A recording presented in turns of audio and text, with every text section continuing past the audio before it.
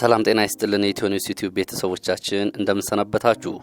ዛሬ ቅዳሜ ጥር 22 2013 ዓ.ም በሀገራችን እየታተሙ ከሚወጡት የህትመት ውጤቶች መካከል ፍትህ መጽሔት ቅጽ 2 ቁጥር 113 ጥር 2013 ዓ.ም ዳሰሳ በሚለው አምድ ስር ተመስገን ደሳለኝ የበጌ ምድር ፍየሎች ብሎ ያሳተመውን ጽሑፍ አቀርብላችኋለሁ። ጽሑፉን የማቀርብላችሁ በለጠ ካሳ ነኝ። መልካም ቆይታ። ወደ ጽሑፉ አልፋለሁ። በተከዜ ፖለቲካ የሚወከለው በጌ ምድር የሸዋን ያህል የስበት ማዕከል ነው። ህወሓት 40 ዓመት ተፋልጦበታል። ሱዳንና ኤርትራ ውለው ያድሩበታል። ለዚያ ሁሉ ወራሪም ፔርሙዳ ነው። ደርቡሽና ግብጽ የመስመጥ ሃትሪክ ሰርተውበታል። ማህዲስትና ሰላቶ ተዋድቀውበታል። ኦነግና መንፈስ ተጋሪዎቹ ደግሞ ለሀገራዊ ትርክት ሪሻፍል መተጋተክ ከጀመሩ ሰንብቷል። እዚህ ጋር ሃይማኖትም ደባል መግባቱን አስተውሰን እንቀጥል። ህወሓት በጌ ምድርን ዜግነትን ጥሎ ተጋሩን አንጠልጥሎ መዳፈሩ አሰቃቂ ዋጋ አስከፍሎታል። ሰተት ብሎ የገባበት ሰቲት ሁመራን ቀጥቅጦ ዳንሻን ድራሹን አጥፍቶ ጠገዴን ጠራርጎ ጠለምትን አጨልሞ ሰቆጣን አስቆጥቶ ባለማጣ አልምጦ መራራዋን ጽዋ ከመጎንጨት አላመለጠም። ለቋንቋ ነጻነት ታገልን የሚለው የነመለስ ዜናዊ የሙግት ጠገግም በትግረኛ ለሚቃኘው ወልቃይት ራያ አሊ ኬሚካል ሆኖ ቆይቷል። ታሪካዊ ባለቤትነትንም በዲሞግራፊ ለማዝዳት የቀመረው ስትራቴጂ በትራጀዲ ተቋጭቷል። የዋሆቹን የበግ ምድር ሾርባና አሸብሮ በፍየሎች ከመውረር በዘለለ የቅማንት ፖለቲካን ተክሎ አጽድቆበታል። አገሪቱን የተሸከሙ አማድን በናደ አንድነቷን የጸናበትን አደራ በበላ ትብብር መታመንን በከዳ ህልዮ ተወጥሮ አዳክሞታል። ከታሪክ ሐቆች በተጎረዱ ትርክቶች አወናብዶ ፈጅቶበታል። ጥያቄው ያ ሁሉ ክፋት ከብርሃናማ እውነታዎች ከመላተም ስለምን አልታደገውም ነው። ወዮ ተረኛ ነኝ ለሚል ስብሐት ነጋና ይርጋ ዱባለ ጥቋቁር ሸቶችን በነጫጭ ጥርሶቹ ማፍካት የስራው ባህሪ ነው ይሉሃል። ከአዜብ መስፍን ተጋጅቶ በመለስ ዜናዊ የመደመጥ ጥበብን ተክነዋል። የዛሬን ያድርገውና በተቀናቃኞቻቸው ቀብር በናቋቸው አወዳደቅ የተሳለቁ ከባድ ሚዛን አቦይ ስብሐት ነጋ በቤተ መንግስት ዱለታ የተራቀቀ ነው ይላሉ የውድብ ጓዶቹ። በትግራይና በኢትዮጵያ ጣፈንታ ለ40 ዓመት ፍርደ ገምድል ዳኛም ነበሩ።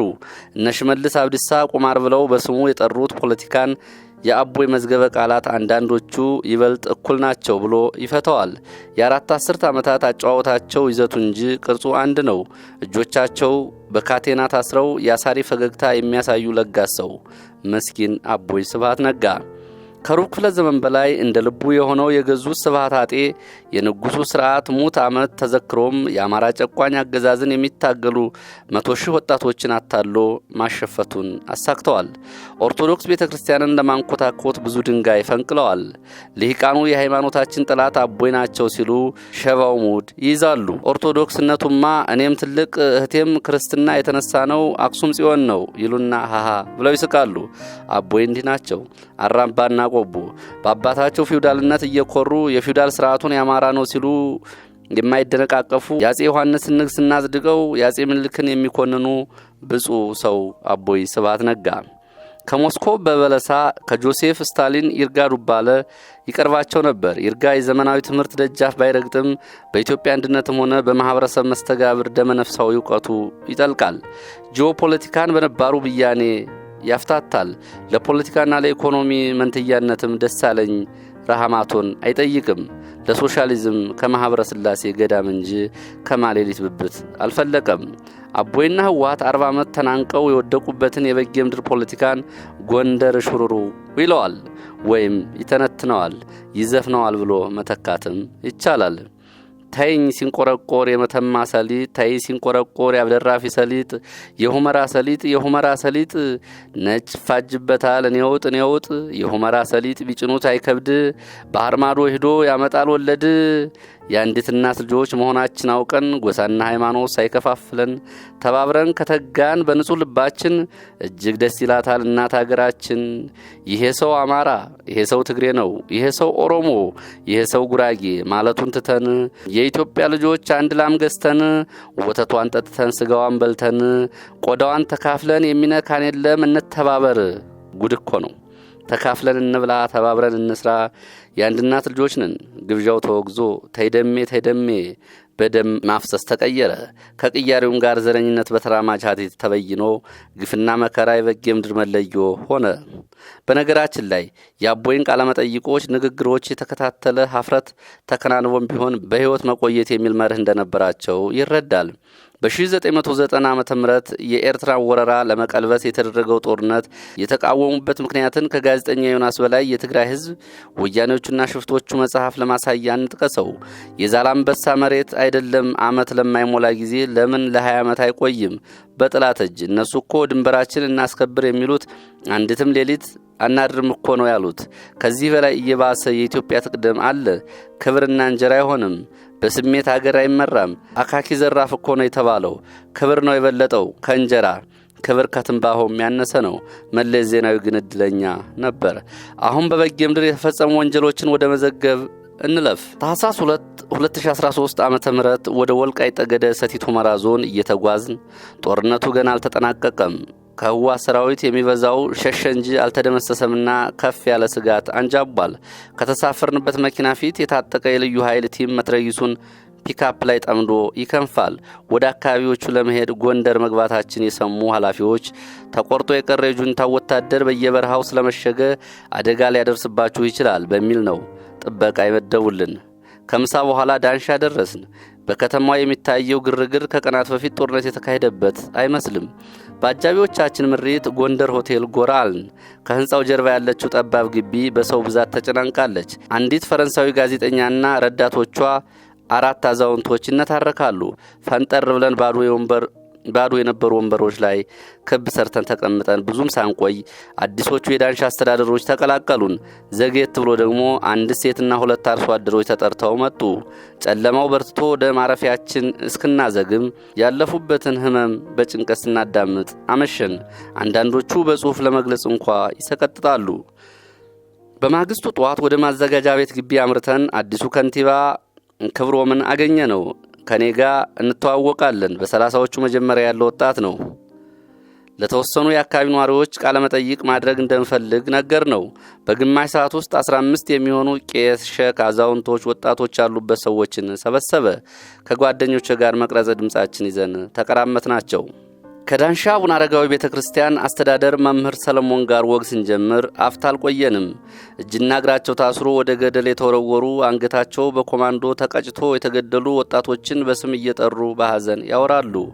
አርበኛውን ሁሉ እያደኑ ሌባ ነው ሲሰርቅ ያዝነው እያሉ አይናችን እያየ በጥይት ገደሉት። እዚህ ምን ያልደረሰ ጉድ አለ?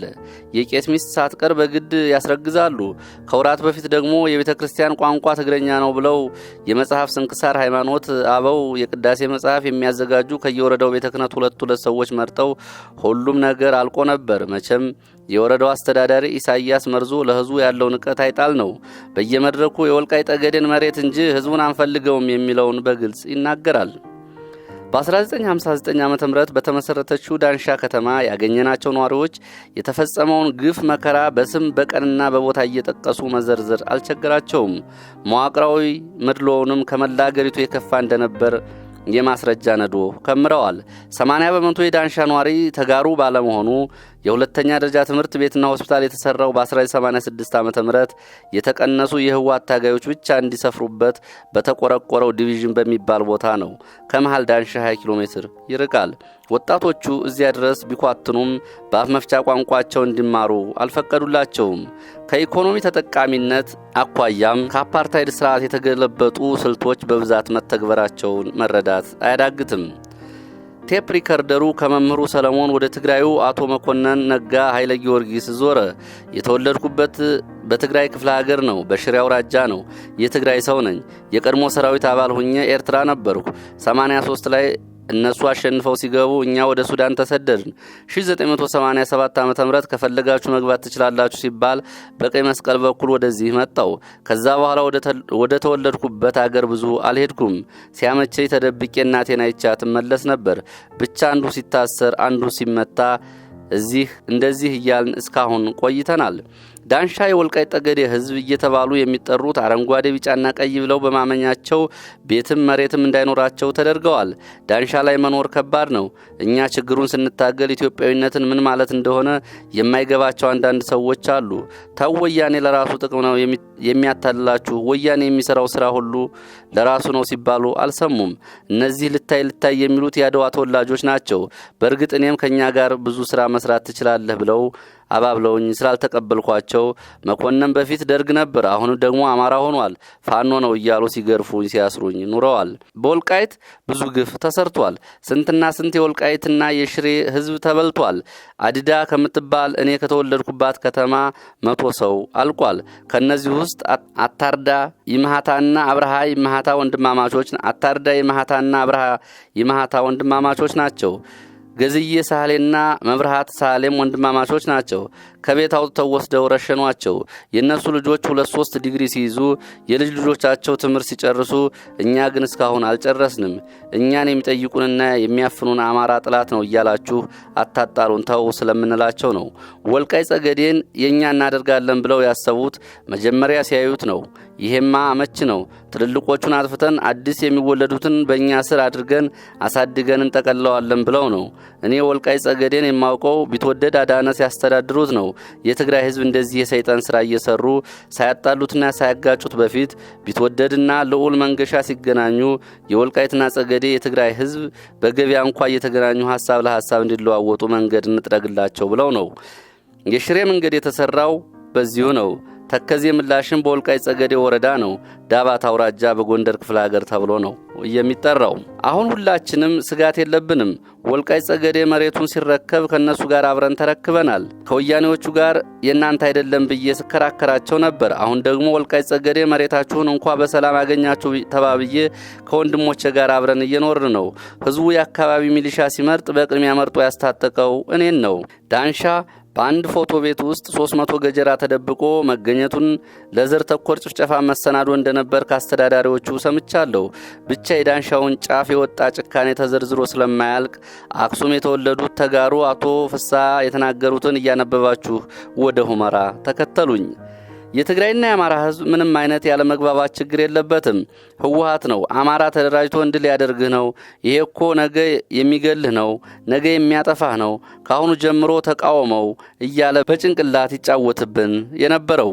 ወደ ሁመራ በመንገዱ ግራና ቀኝ የተቃጠሉ ታንኮችና ወታደራዊ መኪናዎች፣ የወደቁ አስከሬኖች በብዛት ይታያሉ። መቀሌ ከተያዙ ቀናቶች ቢያልፉም የሟቾቹ በድን አልተነሳም። ህወሓት እንደ ምሽግ የተገለገለበት የባካሩ ኢንዱስትሪ ዞንም ተወዳድሷል። በመኪናው መስኮት የሚታየው የእርሻ መሬት መጨረሻው የት እንደሆነ ማወቅ ይቸግራል። ሂዶ ከሰማዩ አድማስ የሚገጥም ይመስላል። መቼም እንዲህ አይነቱ በአፍሪካ ምርጡ የእርሻ መሬት ወደፊትም ማጋደሉ አይቀርም። በተለይ ደግሞ ዛሬ ድረስ ለበጌምድር ጂኦፖለቲካ የተሰጠው ትኳሬ በኢኮኖሚያዊ ጠቀሜታው እጅግ ያነሰ በመሆኑ መዘዙም ተራዛሚ አድርጎታል። ከ4 ኪሎ ከመራቁም ባለፈ በበዛ ቸልታ መታየቱን ይዘህ የሰሜን ፖለቲካ ማዕከላዊነቱንም ሆነ ከግብጽ ከሱዳን መጎራበቱን አስታውሰህ በትከሻው ኤርትራን መንካቱን ስታክልበት ዋነኛ የኢኮኖሚ ገዥ መሬት ይሆንብሃል። በዚህ ላይ ከውስጥም ከውጭም ማዕከላዊ መንግስቱን ማናናቅ ለሚፈልግ አኪለስ ሂል ነው። ከቀኑ 6 ሰዓት አካባቢ ኢትዮጵያና ኤርትራ ሱዳን ወደሚዋሰኑበት ሁመራ ከተማ ገባን። ሁሉም ነገር ጸጥ ረጭ ብሏል።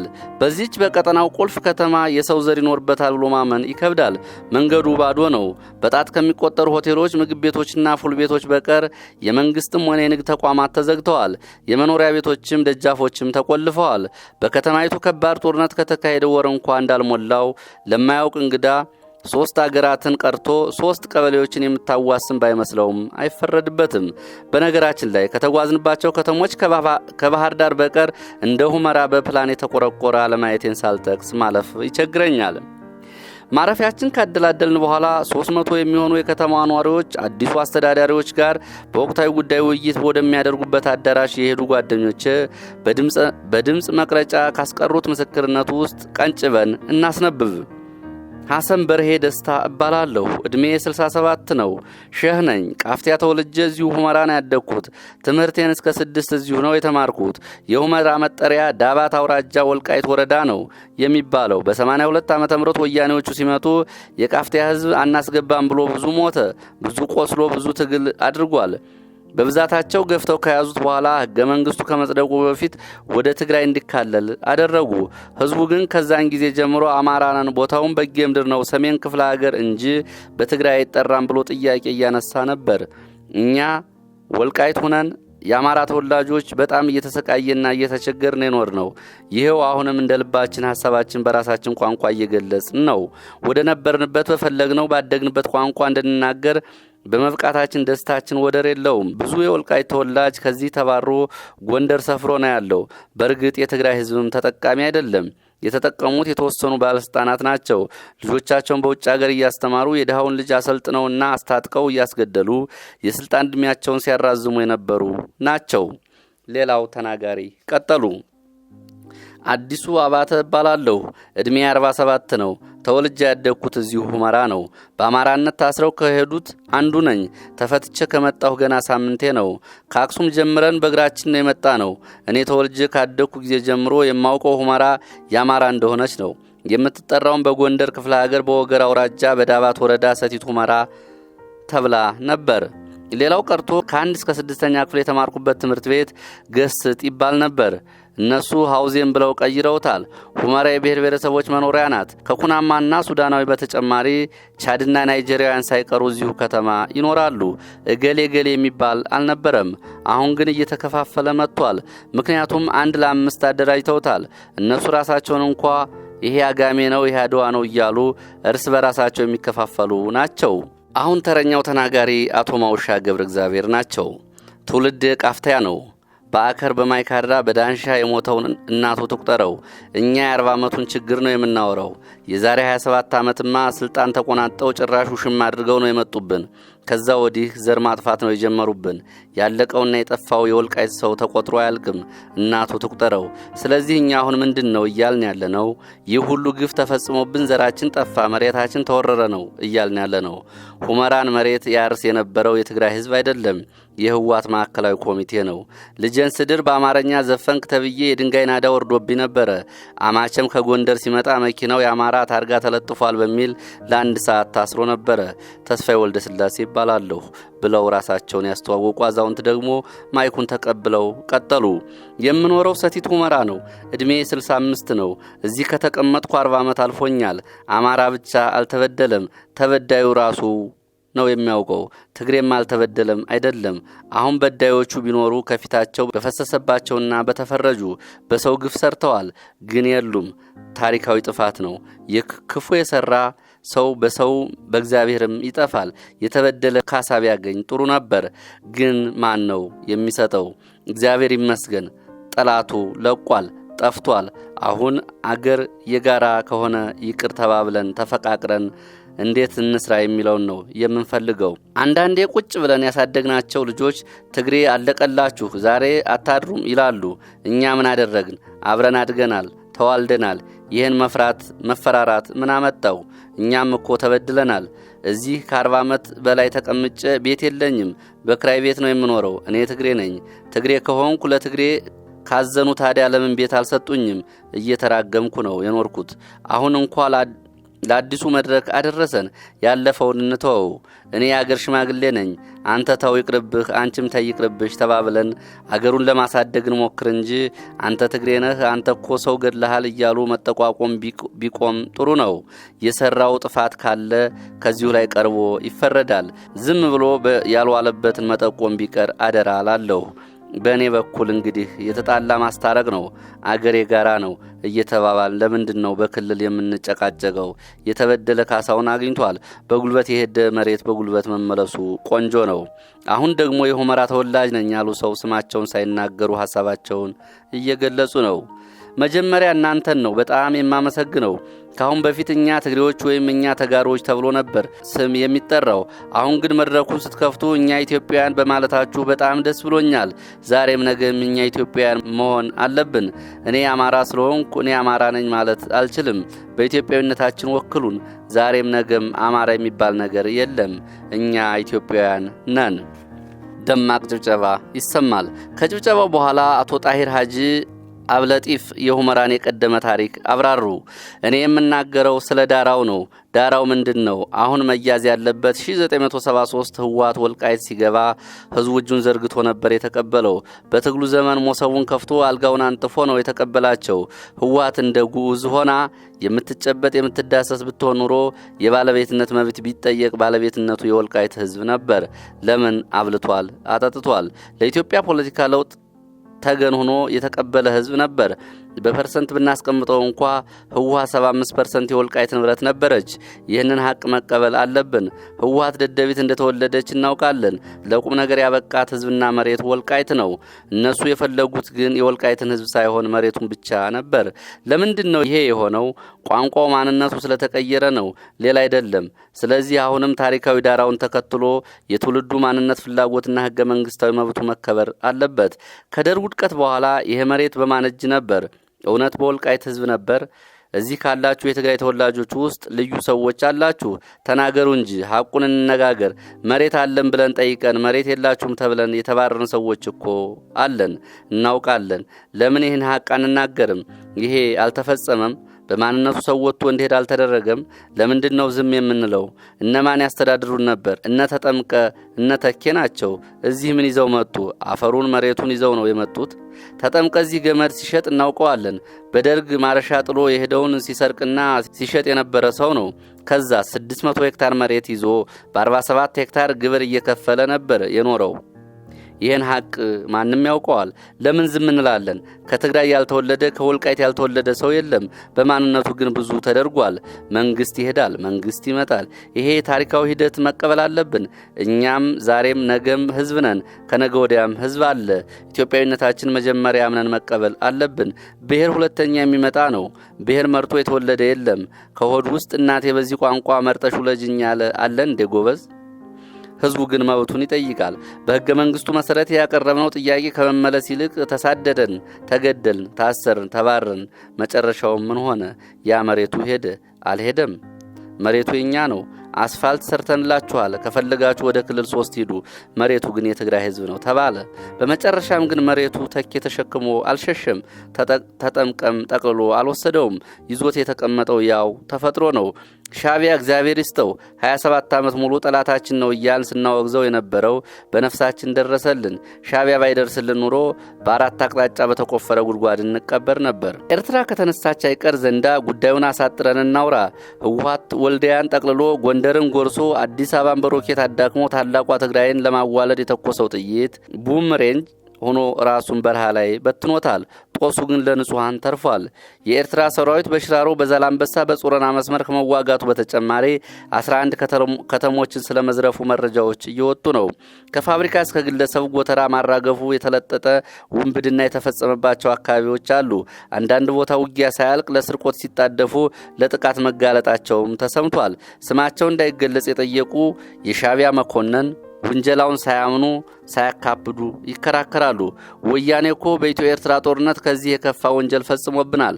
በግንቦት 2000 እንደ አውሮፓውያን አቆጣጠር ባረንቱ ላይ የሰማዕታት አስክሬን ያረፈበት ቦታን በግሪደር አርሶታል።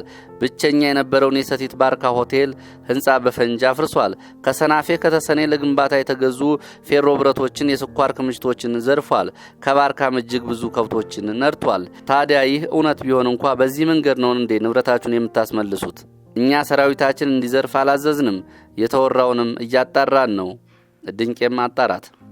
ባለፈው ሳምንት አዲጎሹ አካባቢ የመሸገው ትህነግ ለመክበብ ወደ ማይገባ ወረዳ የመጣው የኤርትራ ወታደር እንደለመደው ለመዝረፍ ሲሞክር ጋፋት ብርጌድ በሚባለው የአማራ ልዩ ኃይል ተገጥቷል። ሻቢያ ድርጊት በእንጭጩ ካልተቀጫ ለያም የፍትህ ዲፕሎማት ምንጭ እንደሚሉት የፕሬዝዳንት ኢሳያስ የመጨረሻ ፍላጎት ከኢትዮጵያ ጋር በኮንፌዴሬሽን መዛመድ በቶሎ ካልተገበረ በትግራይ ድንበር ከተሞች የኤርትራ እንቅስቃሴ አደገኛ መሆኑ አይቀርም። የሲቪሊያን አስተዳደር አዋቅረው መታወቂያ ማደል ስለመጀመራቸው የተወራውም በጥብቅ መከታተሉ ይመከራል። በነገራችን ላይ ሱዳንም በቅርቡ በወረረችው በበጌ ምድር መሬቶች ከፍተኛ ዘረፋ ፈጽማለች። በተለይ ባህር ሰላም፣ መቻቻ፣ ጋላዛይና ረደም፣ ሉግዲ፣ አላው፣ አቡጢር፣ ደሎሎና ነፍስ ገበያ ተጠቃሽ ናቸው። ጌታቸው ማሞ የተባሉ ኢንቨስተር ከሁመራ ረደም እርሻ ቦታቸው ከ32 ሚሊዮን 456,024 ብር በላይ የሚገመት የደረሰ ማሽላ ጥጥና ሰሊጥ ማሽነሪዎችን ያካተተ ታጭዶ እንደተወሰደባቸው አመልክተዋል። ከሁመራ ብቻ 17 ባለሀብቶች ከ226 ሚሊዮን 640,736 ዋጋ ያላቸው ንብረቶች መዘረፋቸውን የሚዘረዝረው ሰነድ ለፍትህ መጽሔት የሰጡት አቶ ጌታቸው እንዲህ ይላሉ። ህዳር 26 2013 ዓ.ም ከቀኑ 8 ሰዓት ተኩል ላይ ሱዳን ሰራዊትና የህወሓት ልዩ ኃይል በፈጸሙት ወረራ ከወጣትነት እስከ ጉልምስና እድሜ ያፈራሁት ንብረቴ ተዘርፏል። የእርሻ መሬቴም ተወስዷል። ግብርናውን ለማዘመን ከንግድ ባንክና ልማት ባንክ ተበድሬ የጀመርኩት መካናይዜሽን ቀልጧል። የዘረፉት ትላልቅ ንብረቶችን ብቻ አይደለም። በር፣ መስኮት፣ የመጸዳጃ ቤት መቀመጫ ሳህን አልቀራቸውም። የኔን ካምፕ ሲዘርፉ ሰራተኞችን አንድ ቤት ውስጥ ቆልፈውባቸው ነበር። ይህንን ያደረጉት አብረዋቸው የመጡትን ኢትዮጵያውያን ቅጥረኞች መልክ እንዳያዩ ይመስለኛል። የሱዳን ጦር ወረራውን እንዲፈጽም ያዘዘው የወታደራዊ ሽግግር ምክር ቤት ሊቀመንበር ጀነራል አብዱል ፋታህ ቡርሃሪ ሁለት ምክንያቶች እንዳሉት ይገመታል። ቀዳሚው መላ አገሪቱን ከሚዘውረው ምክትሉ ጀነራል አህመድ ዳጋሎ ጋር የተነከረበት የስልጣን መተጋገል ነው። የዳጋሎ የዳርፉር ዳግም የመናወጧ መነሾም እነ ቡሃሪ ሴራ እንደሆነ ይወራል። ከካርቱም ሰሞነኛው ህዝባዊ ተቃውሞ ጀርባ ደግሞ ዳጋሎ ይጠረጠራል። ክስተቱ ወደ እርስ በርስ ጦርነት የሚያድግበት ምድል አለው። ሁለተኛው ምክንያት ኢትዮጵያ ላይ የቋጠረው ቂም ነው። የዛሬው ጀነራል ቡሃሪ በ1987 ጦርነት በሻለቃ ማዕረግ አንድ ሻምበል ጦር እየመራ ሲዋጋ ከሞት የተረፈው ለጥቂት ወታደሮቹ ጋር ሸሽቶ በመፈርጠጡ ነበር። የተቀሩት ተደምሰዋል። ይህንን ሽንፈቱን ሲያሰላስል ሳይቆይ አልቀረም። በነገራችን ላይ ከሚሊሻ መሪ ወደ ጀነራል ማዕረግ የተስፈነጠረው በዘር ማጥፋት የሚጠረጠረው ዳጋሎ ያኔ በዳርፉር አብዛኛው አካባቢዎች የመኪና መንገድ ባለመኖሩ ታጣቂዎች ጭፍጨፋውን የፈጸሙት ህወሓት ባልበሽር በኩል በሰጠቻቸው ፈረሶች እንደሆነ ይነገራል። ዳጋሎ ያደራጀው የዳአመ አል ሰሪያ ፈጥኖ ደራሽ ሰራዊት መደበኛውን ይገዳደራል። የሆነው ሆኖ ነባሩ የሱዳን ጦር አካባቢውን ለቆ ከወጣ ከአንድ ቀን በኋላ የቡሃሪ ሰራዊት ወረራውን ፈጽሟል። ወደ ሱዳን ከሸሸውም የትግራይ ልዩ ኃይልም በግፍ እየቀጠሩ እንደሆነ መረጃዎች አሉ። ኮሎኔል ጋሻው ስማቸው የተቀየረ ከ3 ሳምንት በፊት ሰላም ባህር በሚባለው አካባቢ በምሽት ለቅኝት የወጣ የኛ ቲም ለተመሳሳይ ግዳጅ ከተሰማራ የነሱ ቲም ጋር ድንገት ተገናኝቶ በአማርኛ እጅ ስጥ ተባብለዋል ሲሉ ለፍትህ የተናገሩት በማሳያነት ይጠቀሳል። በአናቱ ፍየል ከመድኃኒትነቷ በተቃራኒ ነገረኛ መሆኗን አለመዘንጋት ይመከራል። ዋናው አጠቃቀሙ ነው። በበግ ምድር የነገሱት የጃውየዋ እቴጌ መነን አጼ ቴዎድሮስ የፍየል እረኛ እያሉ አሸማቀው ከዙፋን ለማራቅ ታትረው ወበከንቱ መቅረታቸውን እና አስታውሶ ኦሮሚያ ብልጽግና አክራሪውን የቅማንት ቡድን በነጻ ዝውውር ለማቀፍ ከሚያደርገው ጥረት ቢታቀብ ይበጀዋል። በኩሽም በራያም መንጠላጠል ጎጅ ልማድ ነው። ኮርቻ ቅየራም ሁሉም ቦታ አይሰራም።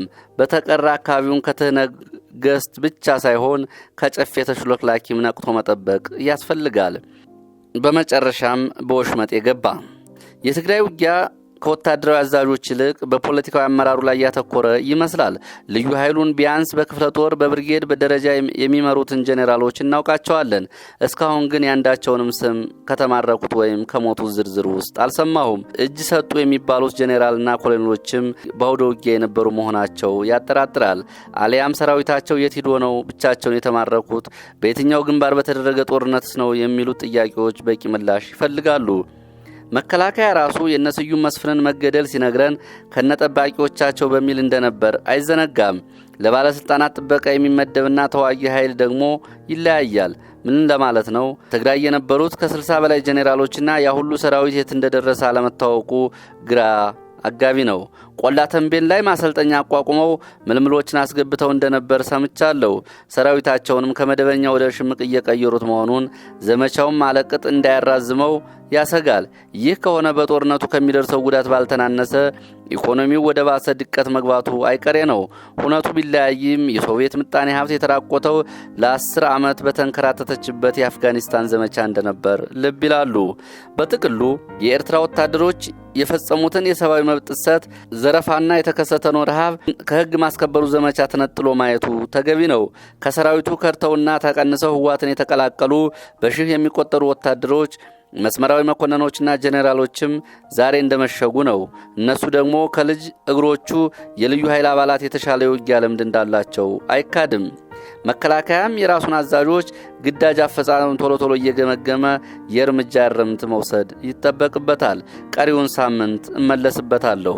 ውድ የኢትዮ ኒውስ አድማጭ ተመልካቾቻችን ይህን ጽሑፍ ያገኘሁበትን ምንጭ በድጋሚ ለማስታወስ ፍትህ መጽሔት ቅጽ 2 ቁጥር 117 ጥር 2013 ዓ.ም ዳሰሳ በሚለው አምድ ስር ጋዜጠኛ ተመስገን ደሳለኝ የበጌምድር ፍየሎች በሚል ርዕስ ያተመውን ጽሑፍ ነው።